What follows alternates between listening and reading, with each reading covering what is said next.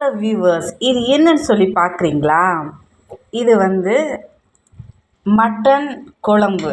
இந்த மட்டன் குழம்புக்கு நாம் வந்து மைதாவை வந்து என்ன செஞ்சுக்கலாம் அப்படின்னா, இந்த மாதிரி வச்சு என்ன செய்வோம் அப்படின்னா தம் கட்டுவோம்.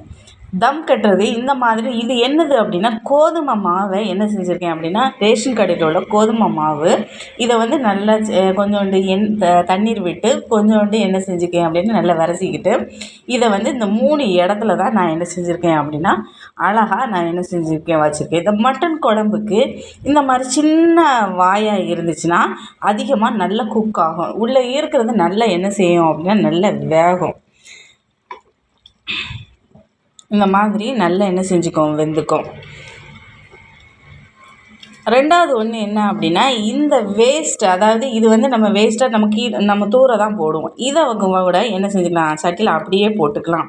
காரணம் என்ன அப்படின்னா, இதை வந்து நம்ம வேஸ்ட்டு பண்ணுனா ரொம்பவே என்ன செய்யும் அப்படின்னு டேஸ்ட்டாக வேறு இருக்கும். இந்த மாதிரி நாம் என்ன செஞ்சுக்கலாம் அப்படின்னா, மட்டன் குழம்ப நாம் அழகாக என்ன செஞ்சுக்கலாம், வச்சுக்கலாம்.